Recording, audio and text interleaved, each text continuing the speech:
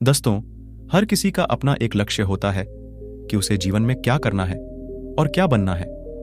लेकिन जैसा आप बनना चाहते हैं वैसा नहीं बन पाते हैं। क्या आप इसका कारण जानते हैं?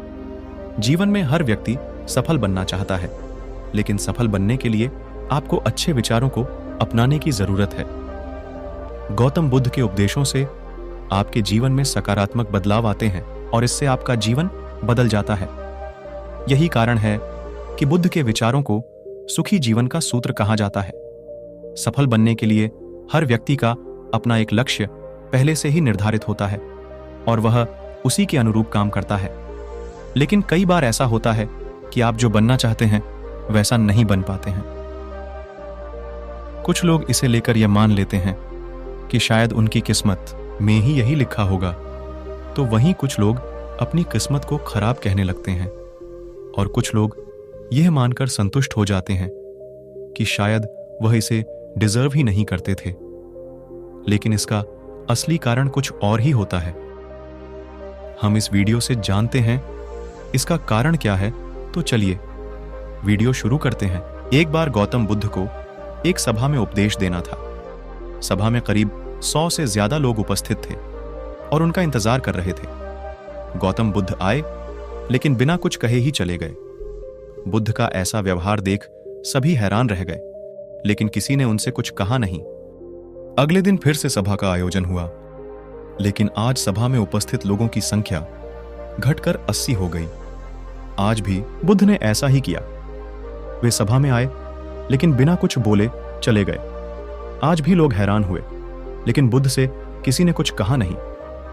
अगले दिन फिर से सभा का आयोजन हुआ और लोगों की संख्या घटकर 50 हो गई। बुद्ध फिर से सभा में आए और बिना कुछ बोले ही चले गए। आज भी बुद्ध से किसी ने कोई प्रश्न नहीं किया। अगले दिन फिर से सभा का आयोजन हुआ और इस बार लोगों की संख्या केवल 30 थी। आज भी बुद्ध बिना कुछ बोले मुस्कुराकर चले गए। आप वीडियो को देखते हुए इरिटेट हो गए होंगे और सोच रहे होंगे कि आखिर बुद्ध को कुछ बोलना नहीं तो बार बार सभा का आयोजन क्यों हो रहा है। ठीक इसी तरह सभा में मौजूद लोगों को भी गुस्सा आ रहा था, लेकिन इसका जवाब जानने के लिए आपको धैर्य रखना होगा। अगले दिन फिर से सभा का आयोजन और आज सभा में केवल 15 लोग ही उपस्थित रहे। लेकिन आज गौतम बुद्ध ने अपना स्थान ग्रहण कर लिया और उपदेश देने के लिए बैठ गए। बुद्ध ने जिन 15 लोगों को उपदेश दिए वे उनके भिक्षु बन गए और इन लोगों ने आगे चलकर बुद्ध के ज्ञान को अलग अलग दिशाओं में फैलाया। एक बार इन लोगों ने बुद्ध से प्रश्न किया कि सभा का आयोजन होने के बावजूद भी आप क्यों कई दिनों तक बिना बोले ही चले जाते थे। बुद्ध ने उत्तर दिया, मैं उन लोगों को खोज में था जो लायक हों। सभा के पहले दिन 100 से भी ज्यादा लोग थे, लेकिन उनमें से ज्यादातर लोगों को मेरे उपदेश से कुछ मतलब नहीं था। इसके बाद जो लोग अगले दिन आए उन्हें भी मेरे उपदेश से कोई मतलब नहीं था। वो तो केवल इसलिए आए थे क्योंकि वो देखना चाहते थे कि आखिर सभा में होता क्या है। लेकिन मुझे ऐसे लोगों की तलाश थी जो मेरे ज्ञान को जन जन तक पहुंचाए। मैं कई दिनों तक इसलिए बिना बोले चला गया क्योंकि मैं यह देखना चाहता था कि आखिर वो कौन लोग हैं तो सच में मेरे उपदेश को सुनना चाहते हैं और जिन्हें वास्तव में ज्ञान पाने की प्यास थी। ऐसे लोग ही रोज आए। गौतम बुद्ध कहते हैं कि जिनके भीतर धैर्य था उन्हें मुक्ति का मार्ग मिला, और जो लोग जल्दबाजी में थे वो आज घर पर बैठे हुए हैं।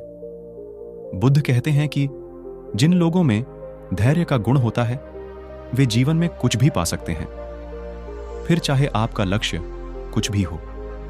बिना धैर्य के कोई भी सफलता के लक्ष्य तक नहीं पहुंच सकता। आज भागदौड़ भरी जिंदगी में लोगों में धैर्य नहीं है। सभी में जल्दबाजी और शीघ्र अतिशीघ्र किसी कार्य को करने की होड़ मची है। लेकिन गौतम बुद्ध बताते हैं कि अपने भीतर धैर्य को कैसे बढ़ाएं। बुद्ध कहते हैं कि निरंतर अभ्यास से हम अपने भीतर के धैर्य को बढ़ा सकते हैं। यानी आप जो भी बनना चाहते हैं उसके लिए धैर्य की आवश्यकता है। दोस्तों, वीडियो अच्छी लगी हो तो वीडियो को लाइक, चैनल को सब्सक्राइब करें। धन्यवाद। नमो बुद्धाय।